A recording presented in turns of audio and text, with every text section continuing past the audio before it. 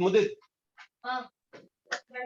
वो एक पेपर एक पेज निकाल देना पेज उसमें से किसी सुषमा अनम्यूट कर तुझा सुषमा अनम्यूट कर तुझा Good morning, everyone. ऐसे एक page I, Ms. Sushma Kindalkar, is your host for today. I welcome each and everyone for the 55th virtual webinar of Sadgun Sang Meet on the topic Food Hygiene and Food Safety. Hygienic and food safety. Food technologist Cleanliness and hygiene has been embedded into the Indian culture since the Harappa and Mohenjo-daro times. Cleanliness is equally important when it comes to food and its preparation. Cooking, a clumsy and multitask-oriented process, needs to be carefully handled to ensure that the resulting product is palatable and contains no foreign material.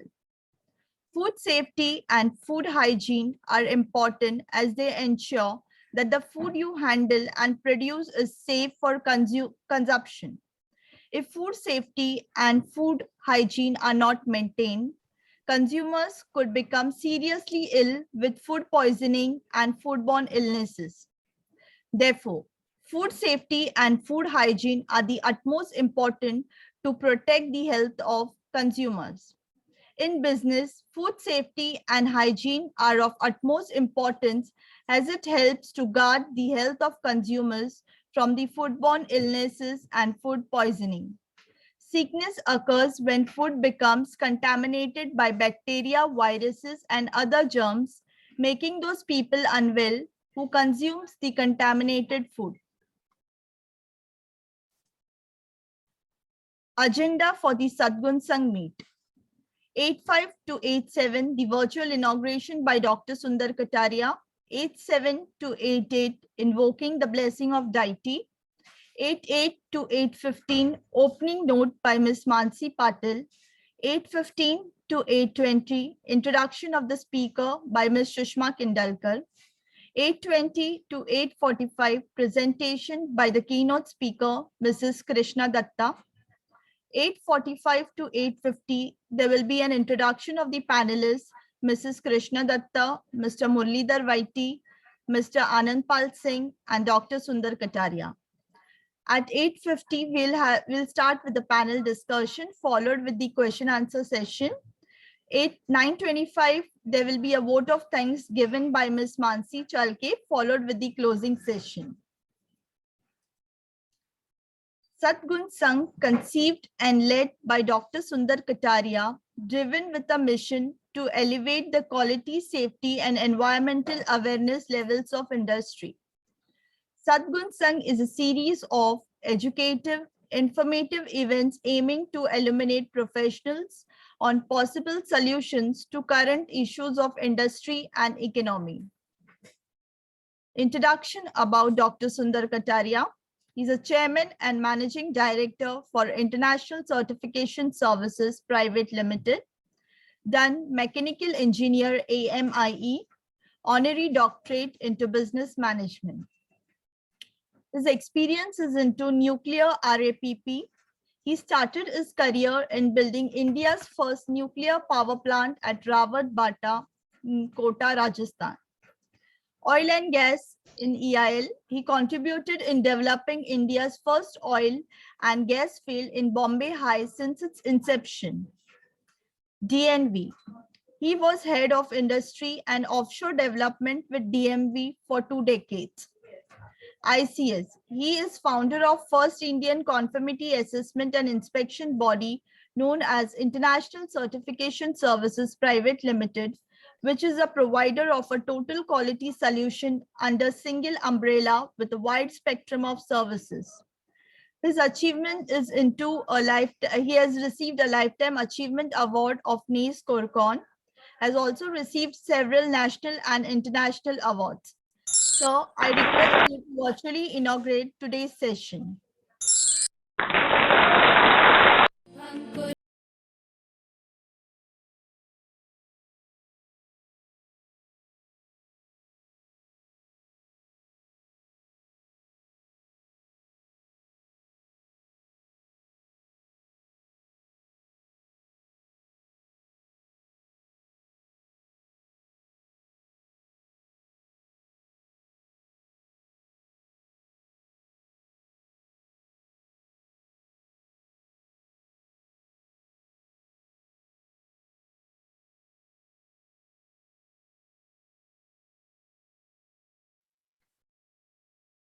Please join us for the recitation of Gayatri Mantra.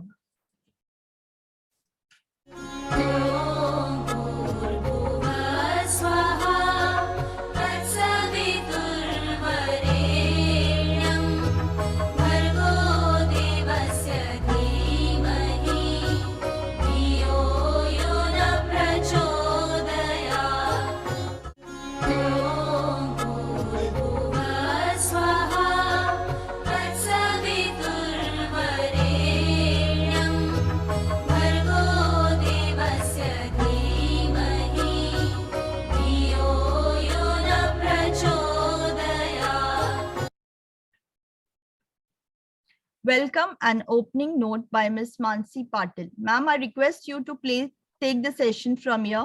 Thank you. Thank you, Sushma. Good morning and a warm welcome to one and all.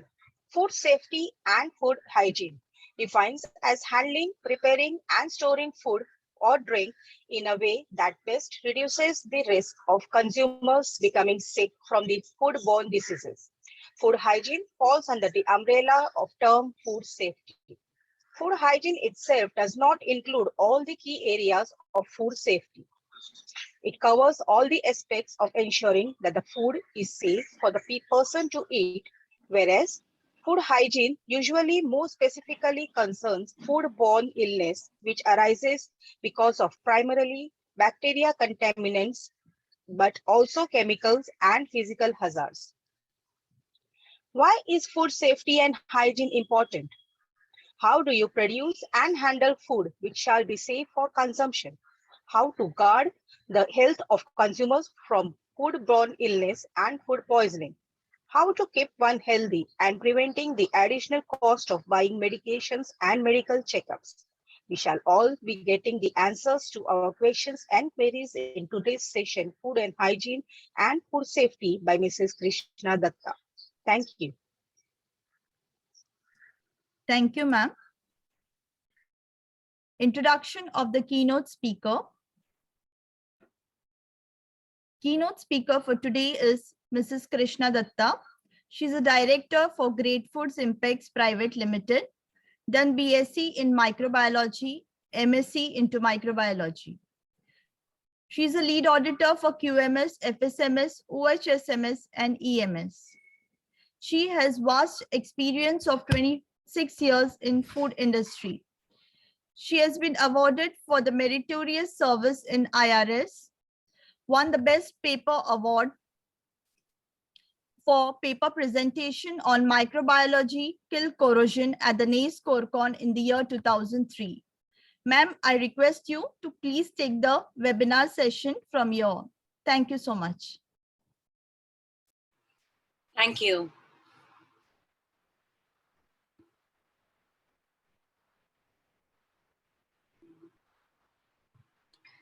Can I please get the share screen rights? Ma'am, it's already given. You can share the screen. Okay, thank you so much.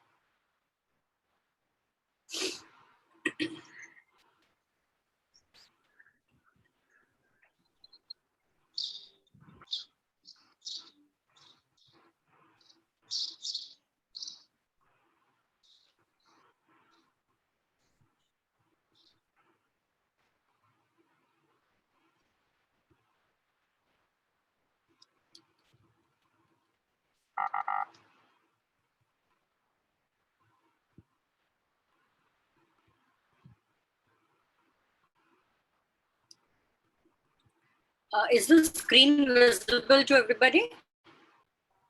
Hello? Yes, it is visible. Hello? Am I audible? Yes, Krishna, you are Yes, audible, ma'am. and we can also see your screen. Thank you. Thank you so much for confirming. So good morning, everybody. And thank you so much for inviting me over to speak on food safety and food hygiene. So really a privilege to present this session here. And hello? Yes, ma'am. We can Yeah. hear you. Okay. So this food hygiene and food safety, as we just got introduced to, definitely is all about how to prevent the contamination and how to prevent the risk of foodborne illnesses. So when we talk about food hygiene, as we all know, this is just a small part of food safety. So even what I have done is I have extracted just the food hygiene part of my presentations, which I usually make about food safety. And I'll be just talking to you about it, because if I have to really tell you, in India, the kind of practices we follow right from our childhood, that is something that we are taught right in the beginning of our life, is all about hygiene. So if we all remember in our childhood also, we were never allowed to enter the kitchen before washing ourselves after we got up from the bed, or we were never allowed to touch anything, if we have used the washroom, unless we washed our hands. So all this was a part of our growing up. So hygiene has always been there with us. Only today we have realized that yes, this kind of behavior or this kind of practice actually supports the entire food safety concept as well. So when we talk of food hygiene, so there is something called as sanitation around it. What is sanitation? Sanitation is usually a practice wherein you prevent the cross-contamination. Now, if we really look at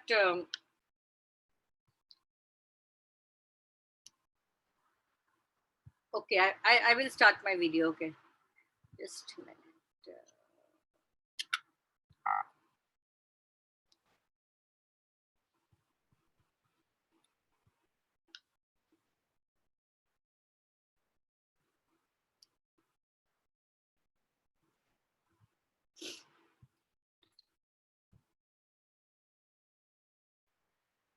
Okay. So when we have a sanitation practice in place, we actually look into everything that particular area. Now, when we talk about an area, if we have to look at our kitchen, so our kitchen does not just comprise of the kitchen platform and the energy source. It also talks about how the person is, raw material treated, how the food contact materials have been kept. So if we have to really put it up together, then we really need to get the man, material, method, and the entire source from where a contaminant can show up. Okay. Now, when we talk about cross-contamination, now cross-contamination is a very simple term. Whenever you have a product, it is always laden with microbes. Why microbes? Because microbes are supposed to be omnipresent. Like they are present everywhere. Right now, if you have to just take a swab of your hand and if you plate it on a culture media, which can support the growth of microbes, you can see that there will be enough microbes to support the growth of, on your hand as well. So when we talk about cross-contamination, it essentially means that these microbes, or for that matter, anything that has got a physical or a chemical aspect, it can actually move from one place to another. That is, it can find a way for moving into the product, maybe from the food contact surface, maybe from the raw material, maybe from the person himself.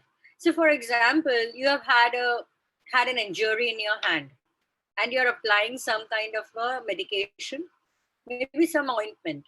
And if you've not washed your hand prior to handling the food, this ointment residue can actually get into the food. So what have you done? You have added a chemical hazard to the product. So you have cross-contaminated the product with a chemical agent.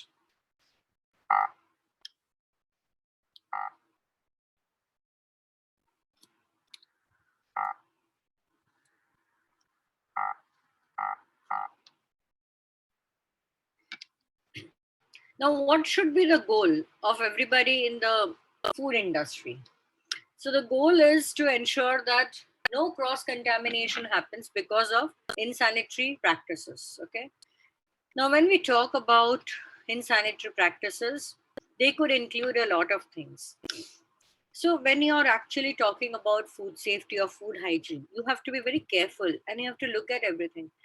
For example, many of us really don't pay a lot of attention to the packaging that comes into our kitchen. Okay. Uh, it actually acts as a source of a a very big contaminant, also as a source of pests. So a simple thing to do: please do not allow any kind of cardboard material entering into your kitchen or your processing area. Why? Because these cardboard boxes or the cartons, or for that matter even wooden boxes, they are actually a very good source for the growth of pests. So what happens is, usually these small pests like cockroaches tend to lay their eggs on these surfaces, and you may not notice them, but when they come to you or in your kitchen, that time the eggs may hatch and you will have small cockroaches moving around in your kitchen. So that's a sanitation feature. So how do you prevent it? You prevent them by ensuring that you don't get the source in your kitchen itself. Now, some of the daily sanitation practices. Okay. Now, these are very simple, and I'm sure each one of you must be thinking, oh, she's not telling something new. This is all that we know. And this is exactly what it is. Like, we all know because we have grown up with all of these. Now, when we were young and when we maybe just started cooking, or when we were helping our parents also in the kitchen, were we not told that, okay, please don't keep the raw vegetables with the cooked vegetables? We were always told that. Why? Because probably our ancestors knew very well that the raw vegetables carried a lot of microbes, whereas the cooked vegetables had already been, properly cooked, and that's why the microbial load in the cooked food must have already been reduced to a great extent that it cannot cause any infection. Then separation and protection of products in storage. Like many of us, we have a practice wherein we will usually keep the raw material in the lower shelves of the fridge. Okay, our fridges are designed that way, that the raw materials are kept in the crates below. Then you keep your cooked food above. Okay, the fridge is the fridge is actually an equipment for what? To maintain the product in the chilled condition, so that you accelerate its shelf life a little.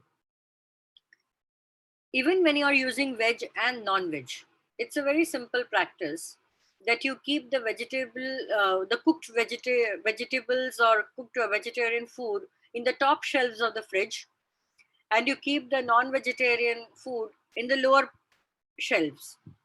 A simple reason for this is that the microbes will usually travel up to down, not from down to up. So when you start following these simple practices, you tend to actually follow food hygiene and reduce the risk of foodborne illnesses. Then food handling or processing areas and equipment, which need to be cleaned and sanitized every time. Now there is a saying in food industry: clean as you go. And why is this saying prevalent? Whenever you actually make food, you all must have noticed this in your kitchen also.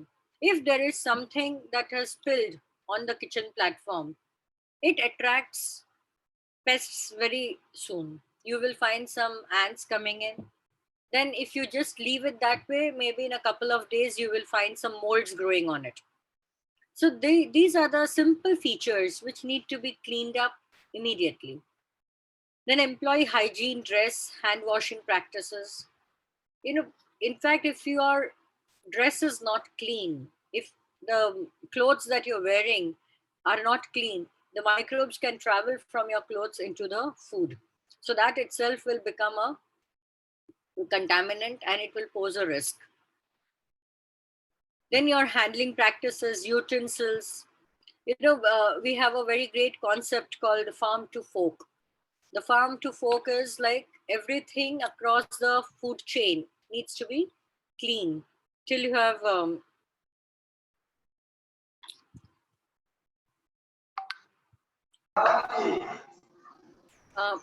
is there any concern with the screen?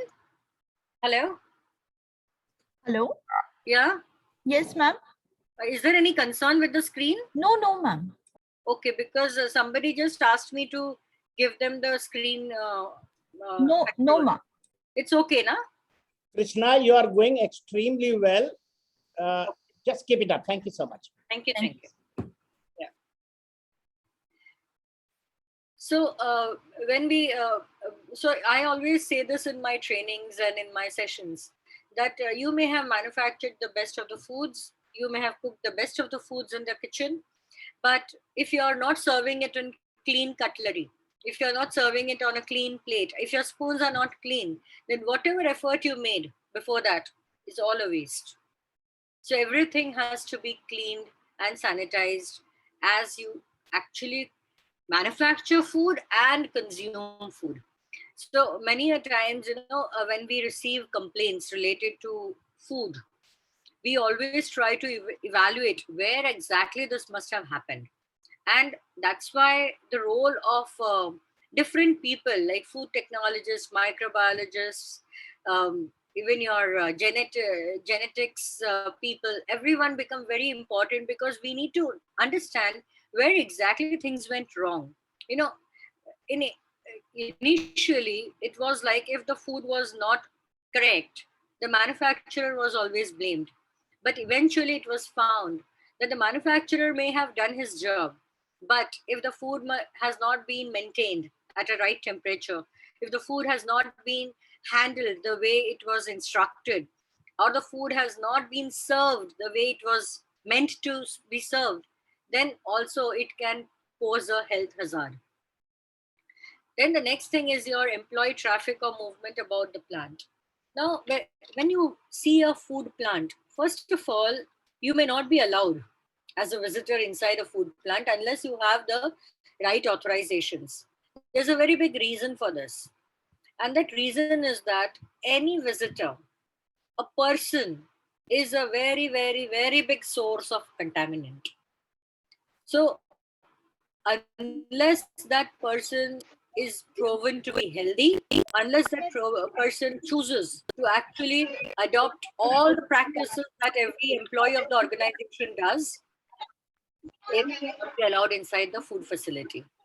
So many a time, if you see some food facility which is, manufacturing a high-risk product, you will see them actually covered top to bottom. Why? Because anything, your hair can be, contributing as a contaminant into the food, and that could actually cause a problem. So everything needs to be covered. So the best way to curtail any chances of contamination is to prevent employee movement or restrict employee movement within the plant. Now, these are some poor practices, wherein people, okay, it's not that they may forget, or it's not that they may not want to do, but it's a part of the default behavior. Many of them may really not wash their hands after they have come from the washroom, just because they have never done it. That's all. There's nothing like they don't want to do it. Many a times, if you look at the concerns around food hygiene, it is actually because of ignorance, because of lack of awareness. Now, if you tell a person that, look, this is what could go wrong if you don't do this, that person will definitely follow. And of course, our food hygiene practices have really become good post COVID, because during COVID, the kind of hygiene practices that were actually introduced to the general public, especially the mass crowd, most of them have adopted the hygiene practices, and that's why the food industry definitely got benefited out of it. So please remember, as an employee or as a worker, anything, even your hands, your face, your hair, your clothes, everything can contribute to as a contaminant. So washing the hands is a very, very critical step. And then also if you're using something to clean the floor, and then again you use the same thing to clean the product contact surface or clean the equipment, then that itself will contribute to the hazard. That itself will contribute to the contaminant. So what do you do exactly? Many a times we say in the food industry that if the employee behavior cannot be changed, then we better stop it. Why? Because the risk of unsafe food is very, very high. And if you notice, we many of us here may know HACCP, may know food FSMS. We may have perfect critical control points, we may have perfect operational prerequisite programs. But if we have not maintained our basic good hygiene practices, then we have actually made an unsafe food. Why? Because how many of you all may have really heard about illnesses due to maybe heavy metals or maybe due to huge toxins or things like that? Most of the infections around food happen due to some basic microbes that may have entered into the system through the hand, through some product contact, like something like a basic food illness is typhoid, or maybe a stomach upset, a simple stomach upset. Okay, so these organisms are not like they are very big or they will come from a different source. No, they come from us. They don't have a way anywhere else. They will come from our hands. They will come from the products that we bring in. They will come from the water that we have used. So it is very important that we take care of all the things that find an ingress into our product. So we take steps so that the whatever concerns have happened, they don't happen again. We evaluate the product safety. We evaluate if it is possible to reprocess. When we talk of reprocess, what will we do? We will give it a thermal treatment. That is, either we freeze it further or we cook it further, either of it. And then we also document what we did, why we document. Now, even in hygiene practices, it's important to document, because if you do not document, you will really not know what really happened. And this could actually form a baseline for further study. Now, continuous monitoring for cross-contamination. Now, this is something very interesting. In the food industry, monitoring happens to be a very, very critical area. And whenever we audit or whenever we are actually doing assessments, most of the people, they say, yes, we monitor everything every 2 hours, 4 hours, 6 hours, whatever it is. My question is always is, can hygiene be monitored at the intervals of 2 hours? Hygiene needed to be maintained minute by minute. So it has to be a full day program. And that's why I know that it is not possible to document every minute, but it has to come from within. See, in this particular work of food safety, in a food industry, training plays a very, very, very big role, because unless the people have ingrained in themselves that they need to behave in this way, till then your food will remain unsafe. So this minute by minute monitoring cannot be done by a supervisor, cannot be done by the head. It has to be done by the person himself. That, am I clean at this moment? Have I sanitized myself at this moment? Is my work practice perfect at this moment? This is a very critical step as far as cross-contamination is concerned. Now, as I was telling you right in the beginning, so these are the sources of your pathogens. So whenever I do the lead auditor trainings, or whenever I am doing some trainings for food industries, I always just make the participants do one thing: identify these 4 features and write down everything that they can think of which can contribute as a contaminant. And within 15 to 20 minutes, they come up with at least 50 points from where the contamination can happen in the food.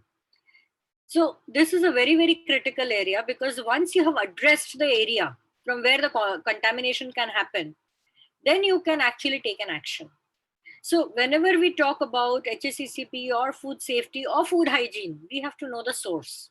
The source plays a very, very critical step in our managing the entire food hygiene and food safety. So what is the goal? The goal is to ensure that you prevent cross-contamination from your raw material, ingredients, and processing operations. So it's like, you complete, it's a 360-degree operation. So you cannot leave anything unattended. You have to be vigilant. You have to keep an eye on everything that's there at that moment in that environment. Now, separate raw and ready to eat products. This is a very simple feature. We have been doing this always. Only thing, we do not actually categorize our operations as,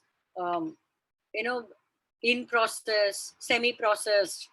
So here it is also important that you identify the products at every step so that you do not contaminate it with a more contaminated product.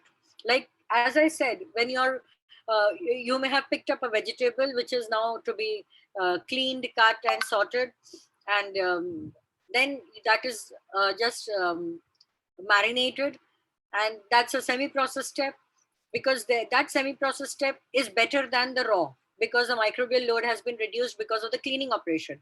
Now when this marinated stuff is then cooked, where there is a thermal treatment given to it, that time it becomes much better than the previous two steps. So we have to address this the way it is, but it needs to be identified. And also we have to know that the steps further, say for example, your product is ready to be packed, and at that time you have contaminated it with the raw product. Your entire exercise of making it safe has now failed. So we have to be clear, and we have to be very vigilant about the steps, that is during storage, during shipping, during distribution, when it is on the shelf. Nowadays many retail counters actually have open shelves. They have open products, and that's why retail counters are also designed in a way that they don't contaminate veg with non-veg. They do not contaminate the raw with the cooked. They do not contaminate the marinated with the cooked. So all these things happen, and it has all been designed keeping this food hygiene in place. So when we talk of food hygiene, as I am continuously saying, you maintain everything. And when you enter the facility, start noticing everything around yourself. Like, how is the employee moving? Is there an aisle space, or they have to move through the products or through the equipments?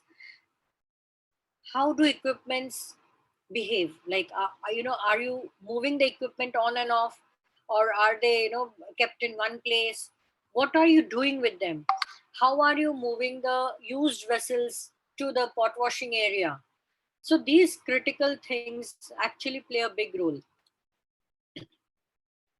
So when you are actually using the preventing the cross contamination, you need to ensure that all your people are involved with you in it, because they will have to do the work. Like, for example, you are moving some equipments which have been used to the pot washing area, and they have been left with some remnants. Okay, you keep dropping that remnant all the way through as you travel to the pot washing area, and somebody forgets to clean it up. What will happen? That will itself spread across the facility, because people will walk over it. People will not know that you have dropped so many things on the way. And once they walk over it and spread it all over the place, you may have cleaned that particular area, but the contaminant has actually moved across the plant. So you have to be vigilant. You have to see how your operations are and what is your operation contributing to.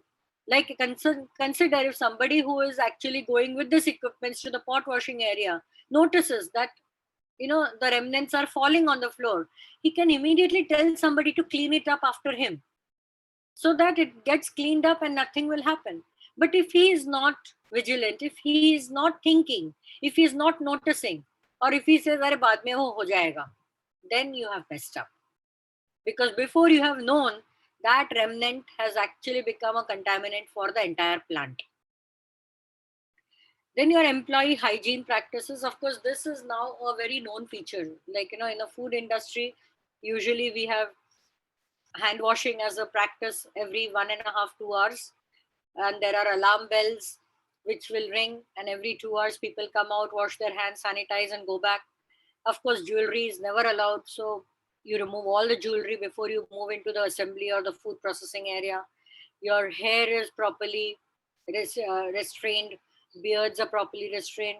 Footwear, depending upon the process line you're working in, you will be allowed typical footwear. And most places in the food industry, the food is usually served in the industry, in the factory, or in the premises, in a different place, maybe in a canteen, because the employers do not want the people to come with any kind of food, so that when they enter the gate itself, they come without anything. There is nothing. So you can actually keep everything, all your maybe tobacco or cigarettes and everything aside, and you enter into the facility without anything. This is also one way of restricting the contamination. Of course, cosmetics are never allowed in the food industry. Medicines, if you're on some medicine, if you're actually taking any medication, or if you're applying any medication, there has to be a way wherein you inform your employer, so that you are not kept in the main processing line. You may be moved into some secondary packaging area where you will not contaminate the food. Usually food processing areas are properly ventilated or properly air conditioned, so that you prevent perspiration. Perspiration itself can contribute to the as a contaminant. Now, most of the places where we go, especially after COVID, we have noticed even in public places, they have put up the hand washing processes. Now, these hand washing processes definitely help a lot, and they need to be followed. If you're not washing your hand properly, then obviously, you have again, enhanced the risk of contamination. So how to wash hands usually is put up everywhere, and most of the places usually are equipped with even warm water. The reason why warm water is there is the warm water helps in cleaning better, and many places, if they are in the colder regions, people will not wash hands because it's cold. So when you provide them with warm water, they love washing hand, because that itself gives them a very good experience. So employee comfort has to be a very, very big feature when we are talking about a food industry, because if the employee is not comfortable, then the employee will not do it. Of course, when to wash our hands and arms, this is a very critical area, and this again will come only through training. So they have to be told right there, when they have to wash their hands, how they have to wash their hands, and why they have to wash their hands. Most of the places, what we do is we train them into when to wash their hands and how to wash their hands, but we don't tell them why to wash their hands. And that's one of the big reasons why people don't realize that they have to wash their hands. So this why is a very, very critical area, and my invitation to everybody is that whenever somebody is asking you a why, please answer, because that why will create a bigger awareness than anything else. That why will make him do things that he may have never done. So that why needs to be known. That why needs to be understood. That why needs to be ingrained, so that even when the person is sleeping, and if there is some action, he will just get up and go and wash his hands. So this is about the personal hygiene. So as an organization, it's important that we set up all the personal hygiene policies in place. We set up the trainings with the employees, and then we actually monitor and enforce. Okay. And as I always maintain, the employees actually, make the organization. They are our biggest assets.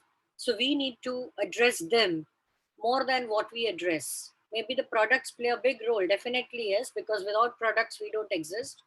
But if the employees do not contribute in making the product safe, then this product is of no use. This product will not go anywhere. So this is all from my end. I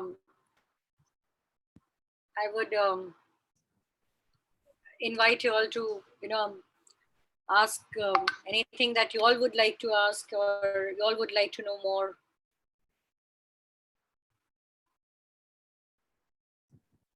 Thank you so much, ma'am.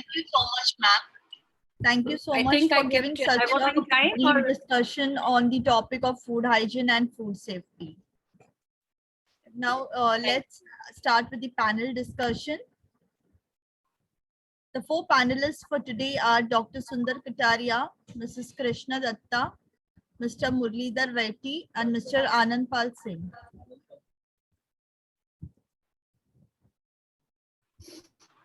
Designation and introduction about Mr. Murlidhar Vaiti. He's a Vice President into Business Continuity for International Certification Services Private Limited. He has done Masters in Computer Science, MBA in Marketing, rank holder. He has done Information Technology into Information System Security. He's a qualified IRCA approved lead auditor and lead trainer in ISO 9001, ISO 14001, ISO 45001, ISO 27001, ISO 22000, BS 25999, ISO 50001, and ISO 30000, that is into sheep recycling. I request all the panelists to please join in and start with the discussion. Thank you, everyone. So, should I start, Sushma? Sushma, should I start? Yes, sir. Thank you. Wonderful. First and foremost, an excellent dissertation by Krishna. Thank you so much for that wonderful knowledge about the food and food safety. I'm sure I will never get any food hiccups in future after listening to you and seeing you. That is one. And the next point is, of course, wonderful, extraordinary extraordinary compilation by Sushma, the host.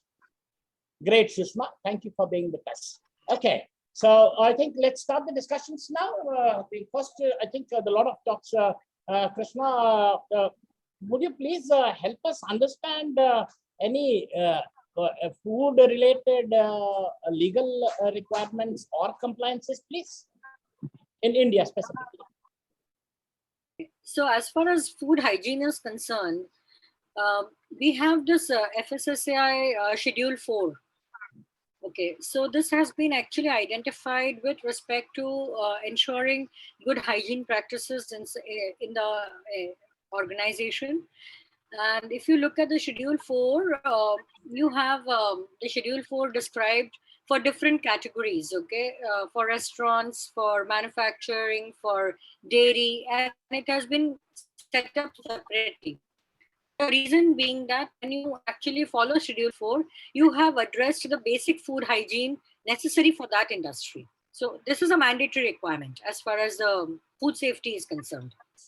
Oh, wow. The competent authority is the Fssci, correct? Absolutely. Great. But does the Factories Act come into question at any given time, apart from the Fssci? I did not get it clearly. Come again. Factories Act, which has been existing since 1948. Okay. So when we talk about food safety, okay, so that time we are restricting ourselves to just the food, the product. Okay. Now, when we talk about the Factories Act is actually a complete phenomena wherein how you will address the entire factory. Okay. So food safety is a very small part. And that's why it is governed through Fssci. Factories Act, definitely everyone has to follow. If you have a factory, you will have to address it. It's a part of your compliance. It's part of it. So it is mandatory to follow both the requirements. Absolutely. Yes, yes, yes. Yeah. Good, good. A little bit, if you throw us a little bit of light on that OPRP and CCP, please. I think there's a little bit understanding. Possibly, if you can tell us, it would greatly help us. What is the difference between OPRP and CCP? Thank you. Okay. So when we talk about food safety, okay, so in food safety, essentially we address any point which can control any bacterial, chemical, physical or physical hazard or an allergen as a control measure. Okay, so we may do anything. For example, if you have flour, your atta, okay, and you're sieving it. Okay, you're sieving it. So what are you trying to do? You're trying to control a physical hazard from entering your food, right? So this is a control measure. Now, when we talk about OPRP, an OPRP is an operational prerequisite program, which is essential for that operation. Now, for example, if you're making a sandwich, now in a sandwich, you're using different ingredients. Correct. It becomes necessary for the person, a food handler, to clean his hands after he has used every ingredient. Why? Because if he doesn't do that, he's contaminating the ingredient. As I said some time back, even if you're using raw and cooked, or marinated and cooked, or veg and non-veg, you will actually end up contaminating. And the contamination is not in the sandwich, but you're contaminating actually the remnant material. And you may not even notice it. So if you are using it at a later time, by then you have allowed the microbe to grow in it. And that has become unsafe. So somebody might tell you, "Arey, मैंने तो ये sandwich सुबह 10 बजे खाया, कुछ नहीं हुआ. वहीं से sandwich दोपहर को 12, 12:30 बजे खाया तो उसका पेट खराब हो गया." So this can happen because the contamination has happened by then. So when you are talking about the sandwich maker, the food handler, for him, hand washing becomes an operational prerequisite program. He should wash his hands because otherwise he will contaminate the ingredients. Now, when we come to a CCP, CCP is a critical control point wherein you are actually ensuring that whatever hazard you identified, be it a physical, chemical, or a biological hazard or an allergen, you have actually brought it down to a negligible level, or you have removed it from the system at that step. So what could be the steps as a CCP? Maybe cooking. When you look at cooking, you're cooking at a temperature of maybe 160 degrees centigrade for about 2 minutes or 3 minutes. Okay. So the biological hazard will never survive that temperature. Okay, correct. Okay. Or if you're passing something through a metal detector and the metal hazard gets eliminated or detected, so you remove it from the system. So you have removed the metal hazard from that system. So any step wherein you're removing the hazard completely from the system is a critical control point. So am I clear about the CCP and the OPRP? Yes, I think so. Yes, I think there is a lot of, but I somehow I always felt in life that it cannot be 100% proof that anything can be getting off that. So there should be some percentage levels to allow before it completely passes through the OPRP or the CCP. I'm not too sure whether that is correct. Yeah, but then you have to be vigilant about it. Okay. You should know, yeah, where it is actually likely to create a problem. Wonderful, wonderful. Okay. A little bit more on that cross contamination, if you could elaborate, please. Okay. I think you did. Now, this cross contamination itself is a very big subject. Okay. You know, we can speak for hours on cross contamination because even the place where you're sitting, if you look around, you will find sources of cross contamination there. Your chair could be a support a cross contamination. Your table can actually contaminate something. Like, for example, many a times we tend to do some work, we keep writing and we keep eating. Many of us have done this in the past. We'll have sandwich in one hand, we'll keep biting the sandwich and we'll keep writing with our pens. Correct. Now that pen can also be a cross contributor of microbe to the sandwich. Oh. So many details. Huh? Okay, okay. It's a very Yeah, vast. so cross-contamination can happen at any step and anywhere. Anything that you do can, contribute as a cross-contaminant. Oh my God. So basically, another question that has now come up recently has been is that the COVID-19 has dramatically improved the world in terms of hygiene, personal hygiene. Hand, Yes. as you were mentioning about hand washing and so on, which is now existent throughout. I think there is one question which I think I personally feel, so I'm not sure whether it has any relevance to food safety, would be that I think food handlers, especially food handlers, in terms of who are handling the food, when they are, for example, not washing the hand but sanitizing the hand, does it have any impact on the food handlers when they're actually handling the food? If they're not washing their hand or sanitizing their hand, the chances of contaminating the food is always very high.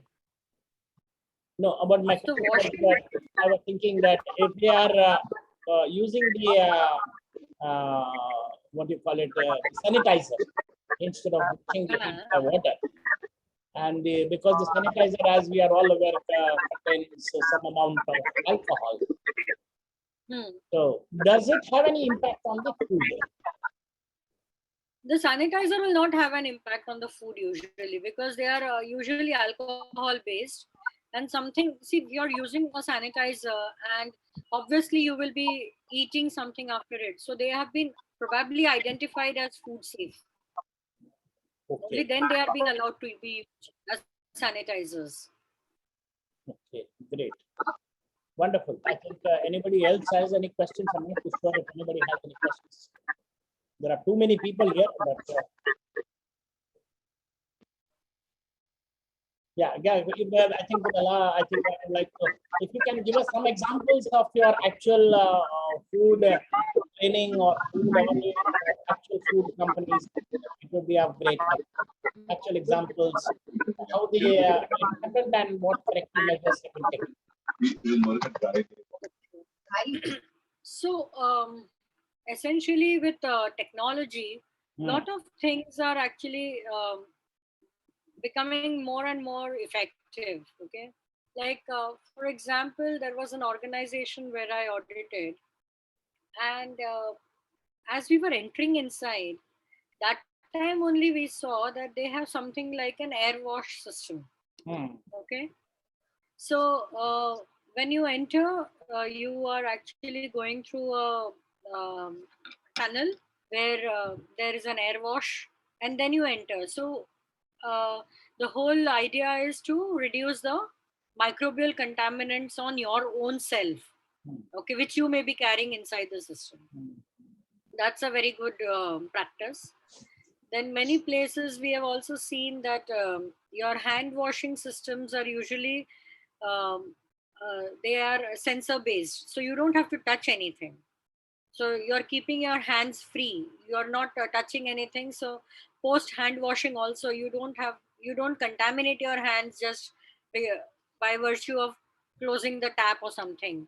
And then even your hand drying systems, because many a times if you have the water on your hands, then if you're doing some other product, like if you're handling some dry product, the water itself could actually add a lot of problems to the product. So hand drying systems are also very critical, and they are also now you have advanced hair dryers where you have to just keep your hand, and the air that air pressure will actually clean it up and dry it off. So these kind of things are very, very interesting right now, and more you audit organizations, you get a feel of how much technology has advanced and how good it is doing to the whole system. Wow. And I think one more question I would like to ask you is that if the Bain Mary is on, does the temperature monitoring will be required? Yes or no? Yes, absolutely. Yes. It's like, we we thinking that, okay, it is getting heated. Okay, it may be getting heated, definitely, yes. But when we talk of a product, it is important that the product gets heated at every corner. So Okay. if there is some corner, or if the central part of it is not getting heated, then also it can actually spoil the entire food. So you need to monitor it ongoingly.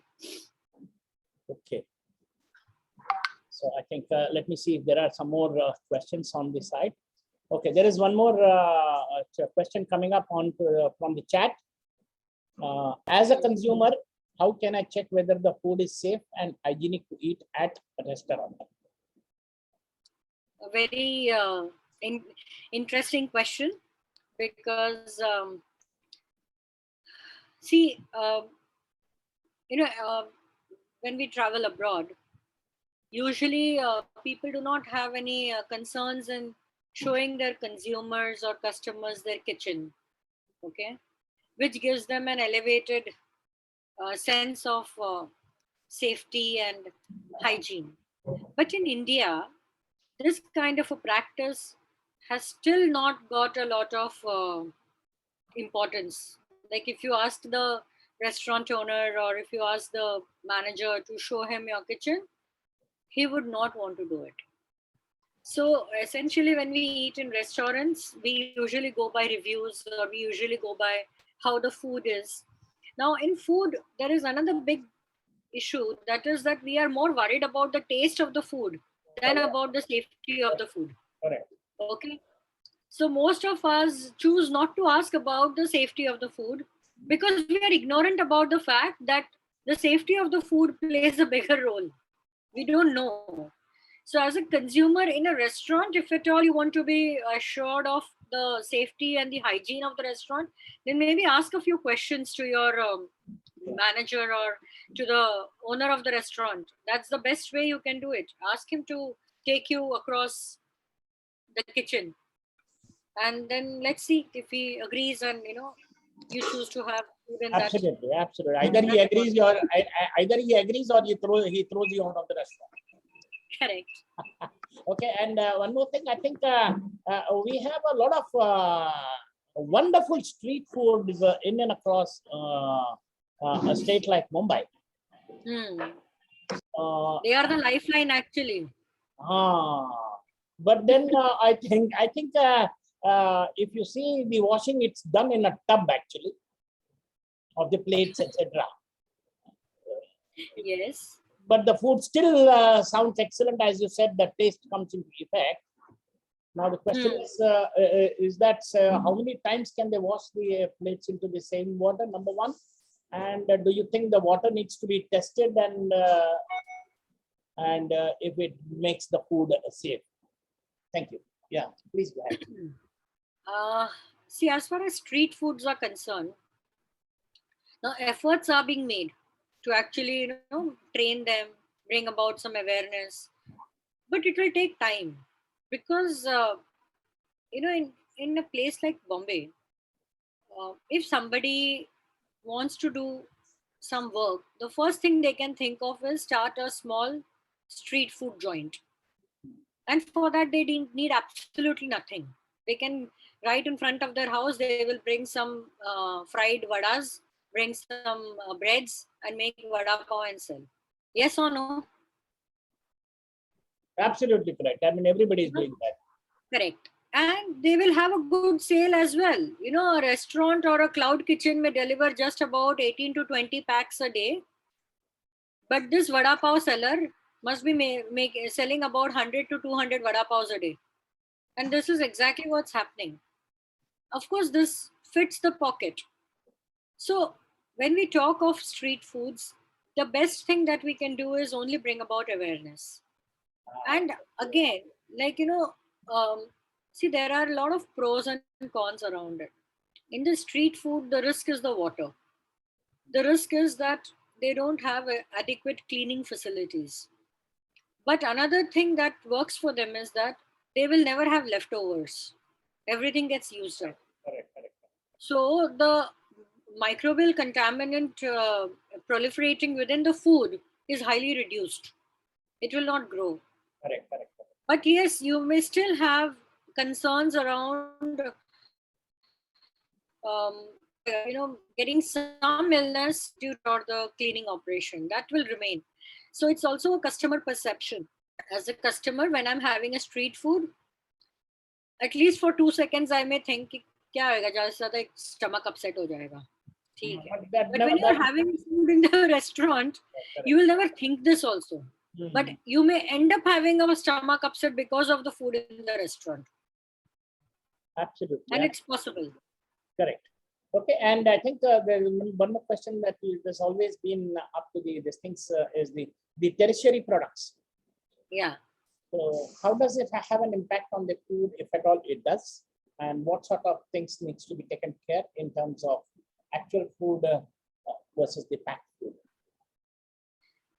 See, it all depends on how you are actually looking at this entire journey of that food, okay? Now, when you're talking about the packaged foods, see, the packaged foods are done in the best of the environments. If you look at the processed food industry in India today, they are really good, really, really good. And it happens because we have grown up with understanding food safety very well, right from our childhood. Correct. Okay, so we know the concept, we know the principles, but we were never so keen on operating it. Now with processed food coming in, now with so many restrictions on how to manufacture and where to manufacture coming in, compliance is coming in, most of the food manufacturers have actually taken it on. And if you look at the facilities, they are really good. They are not bad. They are good enough for the food to be safe. And there is a lot of training given to their employees, lot of training given to the workers. There is a lot of supervision, lot of vigilance.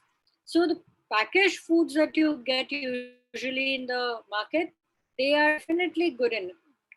But yes, again, I would always maintain you must read the label before you buy, because the label speaks it all.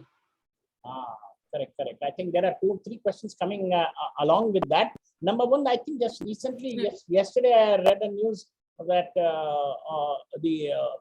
the food sticker, which is stuck on the food, for example, an apple,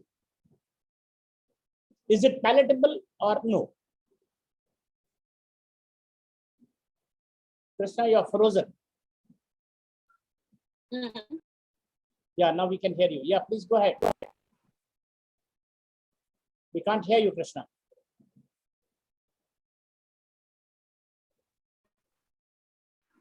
The sticker? Yeah, sticker. I think there was a question very nicely put up on the news recently. The sticker that you see, for example, on the apple, is it palatable or no? Or do we need to remove it before taking it? See, anything that is additionally being put, you need to remove it. Okay. But are you because it's not a part of that food. Correct. I do appreciate and understand, but I think there are a lot of the products, the labeling today are food safe labels today. We are not too sure whether that is. No, they are food safe, but then you cannot consume it. They may not contribute to the hazard, but it is not meant for consumption. Absolutely. Like, yeah. See, there's a difference now. A few days back, I read about tea being served in biscuit cups. Okay, that's a new concept. Absolutely. See, that can be eaten because it's a biscuit. Absolutely. Right? Now, there are many spoons and fork being made of cornmeal, and it can be consumed. Okay, that is essentially being done to prevent, to reduce the plastic hazard. That is actually contributing to the environment and having a negative impact. Okay. But those cornmeal products or the biscuit cup, they are meant for consumption so that you consume it and it's over. But then the stickers, they are not meant for consumption. Okay. I think one more question we are coming up is that just read yesterday, my good friend Neetu Pandey is also available here from Indore.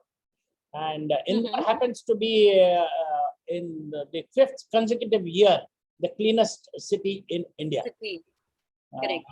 The question is coming up to Dr. Sundar Kataria to find out are there any lessons to be taken from there? And there are a lot of one of the best street foods there is that poha. I'm not too sure whether everybody's eaten there. So the question here is how did they achieve this wonderful food safety, and how did they become a great cleanest city for the 5th consecutive year? And what are the takeaway lessons from Indore? The question is to Dr. Sundar Kataria, please.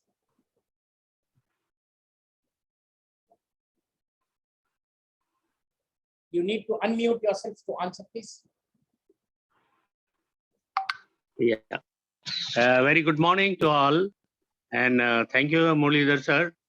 And Krishna Datta, nice to see you. And she has explained very detailed, and she has covered all the aspects of the food hygiene and food safety.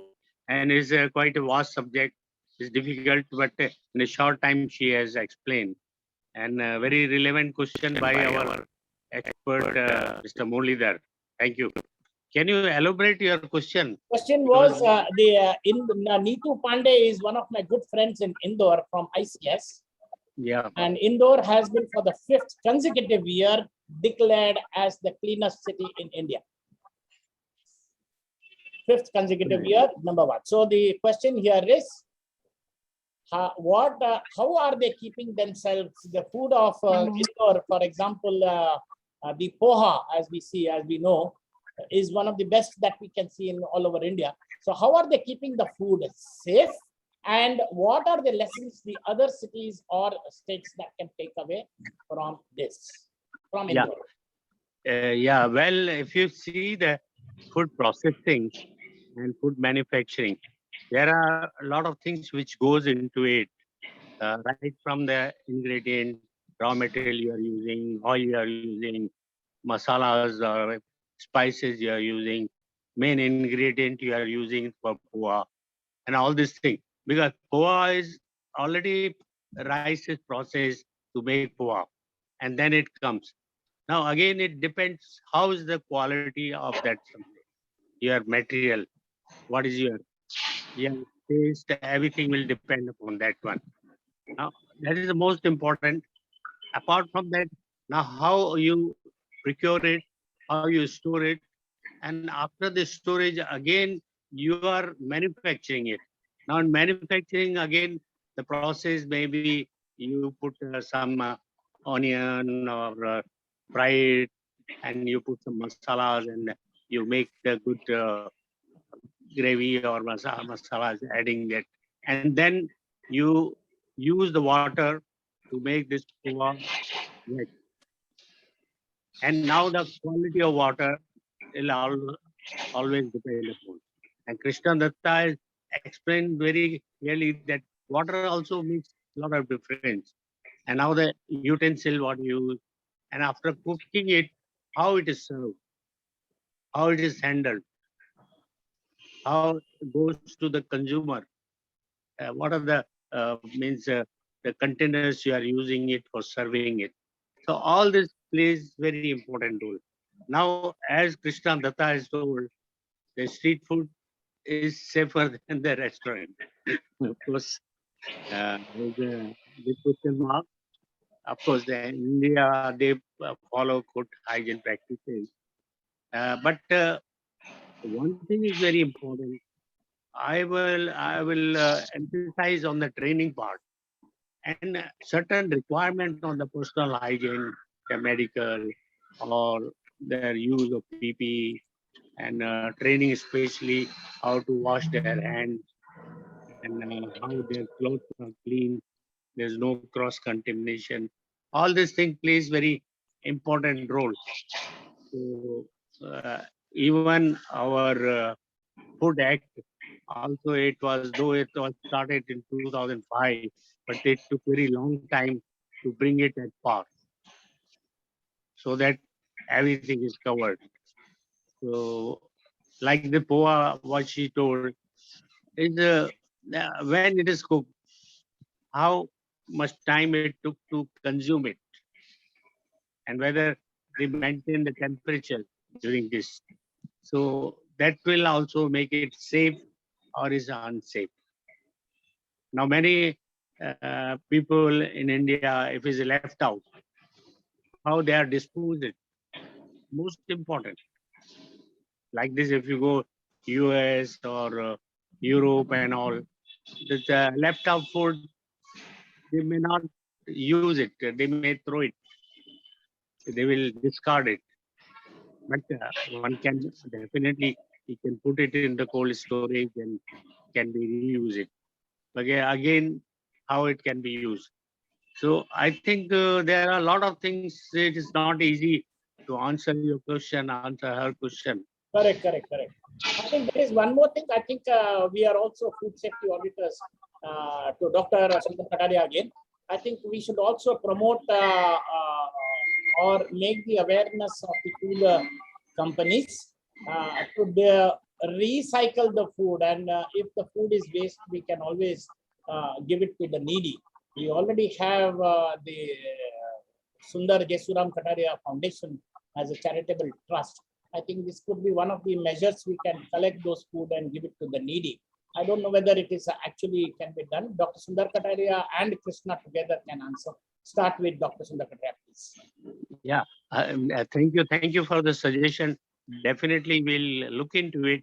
In fact, we have certified one of the large organization, Organic Foods in Dubai, UAE. And they have very unique system of recycling it. Because apart from that, they have the malls and they have also restaurant and cafeterias. Now, it's always left out. It's very difficult to identify how many customers are coming in restaurant, a cafeteria. So there is always left out food.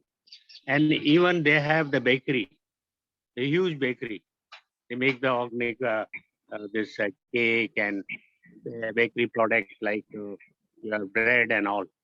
So they have now these all have shelf life of 2 days, 1 day, 3 days, depending upon the what type of cake is there. So when it's left out, so they have a good unit because a large organization having a lot of manpower and they have their own camp for the people who are the workers and all. So they have system that if it is left out, it says shelf life for 3 days. So they will take out in their 2 days time and then send it to their camp, consume it. So it gets consumed within 1 day. So that practices are being followed. Even all the 5-star hotels and all, they also follow the recycling as their social responsibility under the social responsibility. And definitely we'll take your suggestion. We'll also start because they say Andan is the sabse bada daan hai. So we'll look into it. Thank you very much. Thank you. But this practice is being followed. Only I don't know our act, food act, Krishna Datta, or you can put some light. What is the act says about it? Act just says that the food has to be safe for consumption. So that has to be first addressed. You can always address it through any types of recycling that you would want to do, but it has to be safe for the consumption. Yeah, but nowhere it is mentioned about it. Yeah, because see, the concept itself is a very new one, no? Like, you know, you have a lot of groups, even in Mumbai, wherein you can call them if at all there is a lot of food left over post a party in the house. Okay. But the biggest concern is this only. Like when the food is being given to the needy also, is the food safe? Because what we do is, suppose there's a party in our house, we may start, the food must have come in at around 7 o'clock or 8 o'clock in the evening. And by the time the party ends, it's already about 11:30. And then you're choosing to call them and call, you know, giving the food away to them. which may actually reach the consumer only by about 2 o'clock in the morning. So you have already kept the food out for almost 6 hours. And by then the contaminants may have actually proliferated in the food. So that's one of the reasons why, this particular thing is not being, allowed in a big way right now, because people don't have that concept. We don't have, like, for example, today you and I also choose to distribute food left over in the house. We will need to have proper infrastructure to do it. We will need proper chiller vans so that we can pick up the food, we keep it in the chiller vans, we transport it in the chiller vans, and then probably have a heating system so that we can give some hot food to the needy. No point in giving them the chilled food, they will not be able to eat it. So there's a lot of operational difficulty around it. Yeah, I can. Yeah, But one thing I want to share. But the One thing difficulty, I want to share here, Muralidhar sir. yes, sir. See, in USA, I've seen the present trend. It is quite good in the private parties where there are 20 people, 15 people, and all these things.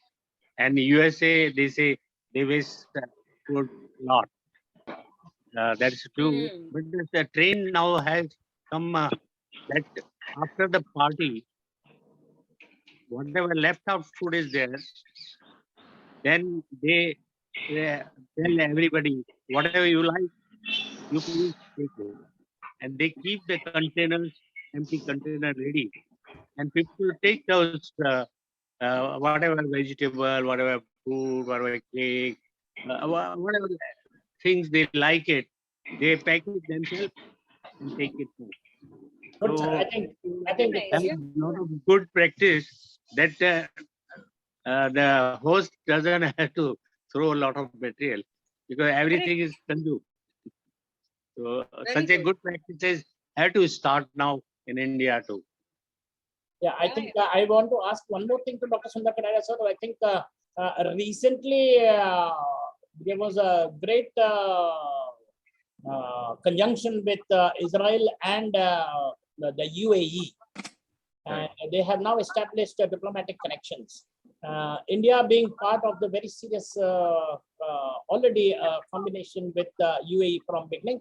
And of course, PM Modi for the last 70 years has made the first visit to Israel. And I think given the triangle of India, UAE, Israel, the UAE today has one of the most advanced levels of food safety. That's what I think. So I'm not too sure. I just saw that way back in 1970s and 80s. So can you please, Dr. Sundar Kanada, sir, will you be kind enough to throw some light on, because I think you had some wonderful areas on air curtains and all those things. So would you like to say that we will take some very good lessons, because there are one more thing which is coming up is that UAE has been given the infrastructure development in Kashmir. That was the latest which was in the news. So would you like to say that India as specifically would like to take good lessons, food safety lessons from the UAE? If so, what are they? Thank you. Over to you, Dr. Sundar Kanade. Yeah. Well, the UAE, since it is people from all over the world they visit, so they have focused a lot on the food safety, and food wherever you take is very safe and good, because they have been practicing very good, right from the raw material to, and I'm amazed to see the facility which is available there. Like this, they are food ingredient suppliers, meat suppliers, meat and eggs. It comes all over the world, and they have very good system. The government and the infrastructure, I should say, like the testing of the food, even at the at the port itself, they have built a lot of facility infrastructure like cold chain, freezers and cold chains and all these things. And the food handler, I have not seen any vehicle which is not refrigerated for taking the. In India, still you find lot of vegetable, fruit, many things are transported through the vehicles which are only closed vehicles, not refrigerated vehicles. And then each and everything, such a good law is there, system is there, plus a willingness to follow the system. If they don't follow the system, then there is a lot of punishment like this. Those restaurants, hotels are closed down. So that also makes it the people who are the food handlers, they had to handle it very well. Apart from that, as I told you, the training, the personal hygiene, there is a very strict there. Like there's in India, I have not seen even our uh, small restaurants and other things, they undergo any training, CIP training or food hygiene training or medical checkup. But there is compulsory, which is controlled by the government. So that they ensure it is there. Even the driver of the vehicle, he is also has to undergo and get approval from the government training. I'll just give you an example. We were in Delhi and we visited and had a lunch at the very good restaurant, well-known restaurant in Cannot Place. And we were more than about 10 people, 15 people. So we had our dinner, and that time we saw a waitress who was there. She was roaming around and serving the food, taking the order. And to our surprise, she just was tempted to see a lot of sweets display was there in the restaurant, almost 15, 20 varieties of sweets. And we all are very fond of sweets in Indians. So she was just putting her finger in those jelly and in those this one and licking it.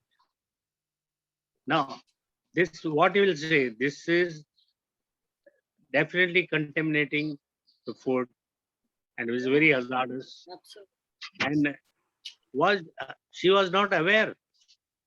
That's basic hygiene. That she's not supposed to do that one. Even in India, also if you see the small restaurants, the cook also keeps on testing it.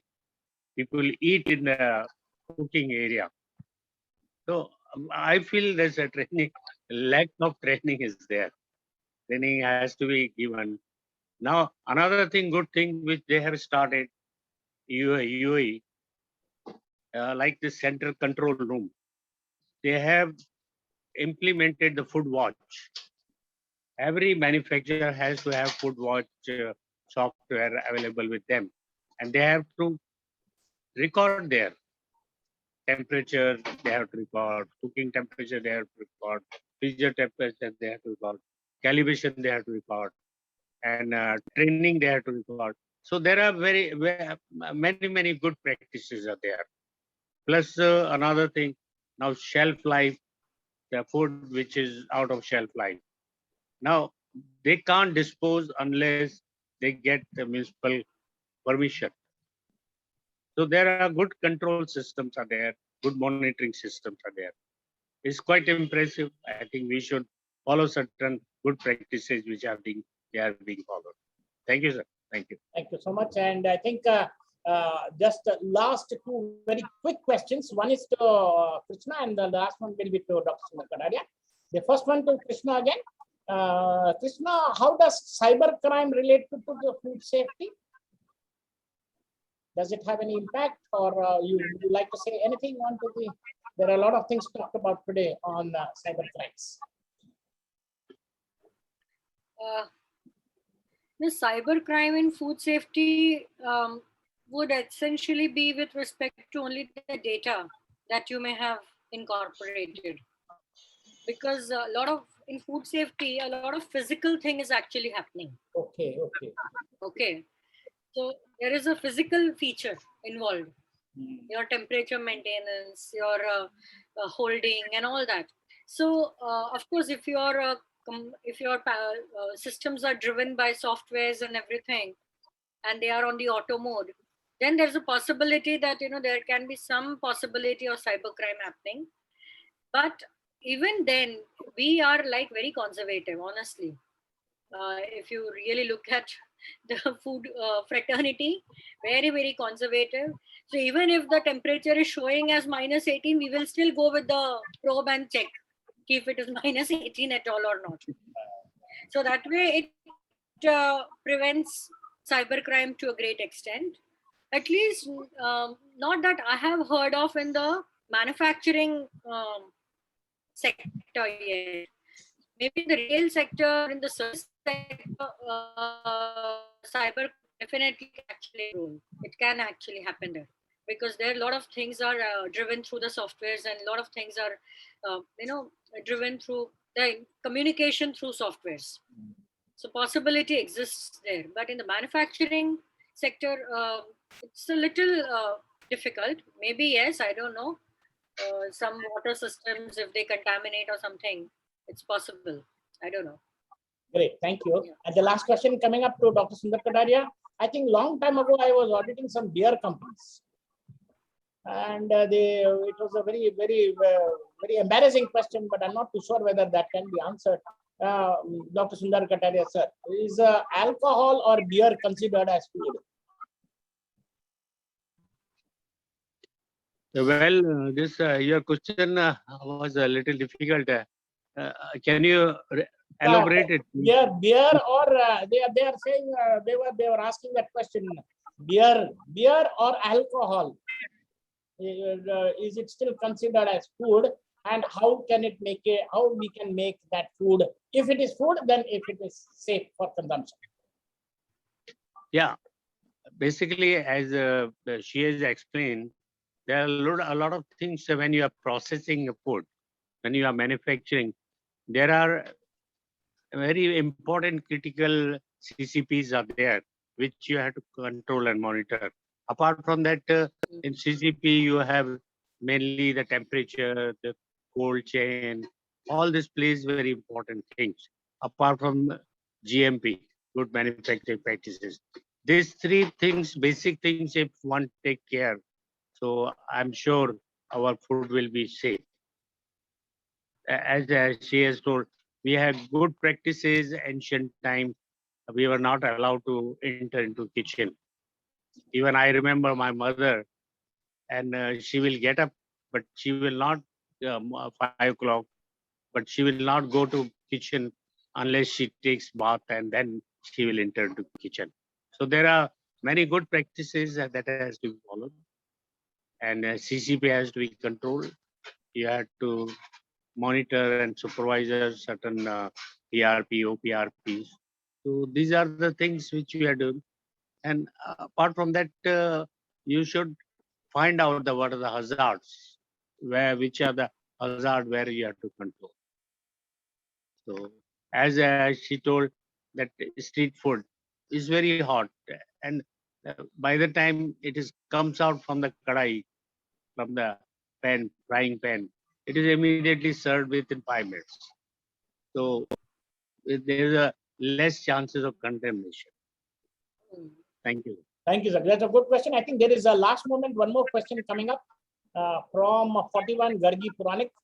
I think either Dr. Kataria or Krishna can answer that. Difference between CCP and HACCP. I don't know how to say that. HACCP, HAPCC. Yeah, difference between the CCP and HACCP. So CCP is a part of HACCP actually. Okay. HACCP is actually hazard analysis and critical control point. And CCP is a critical control point. So basically CCP is a control measure. Okay. So when you have identified a hazard, you will have to find a way to control it. So CCP could be one of the control measures when you have identified a hazard. It's as simple as that. Oh, correct. Everything is so simple, but yet the whole world is complicated. Huh? Oh, it's wonderful. Okay. So we have to keep it simple. That's the biggest thing. The question is, We need to keep it simple. so what is simple is simple. That is the biggest question, actually. Anyway, okay, great. I think we had a wonderful session. That was the last of the questions from us here. I think I will hand over to the extraordinary Sushma, the host, to take over from here. Thank you so much once again. Sushma, over to you. Thank you. Thank you. Thank you. Sushma, are you there? Yes, sir. Thank you, sir.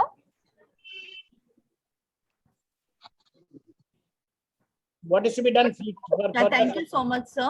Now, about the next Sadgun Sangh meet, which is on the topic of HACCP, hazards and critical points. It is on 4th December, Saturday. Please note the change in the timing. The time is from 11 a.m. to 12:30 p.m. The keynote speaker is Ms. Yashi Srivastava. Feedback form. Please register on www.sadgunsang.org and go in your login and give the feedback.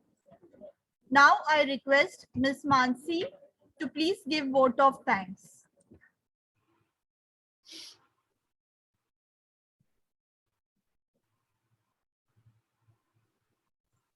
Thank you, ma'am.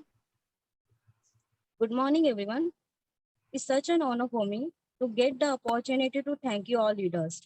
On behalf of the Sadgun Sangh team, I would like to express my gratitude to all esteemed delegates of the webinar for their presence and contributions to make this webinar a great success. I extend my gratitude to our honorable keynote speaker, Mrs. Krishna Datta, to take out time from her busy schedule to grace the event. Thank you for increasing our knowledge on food hygiene, on food safety.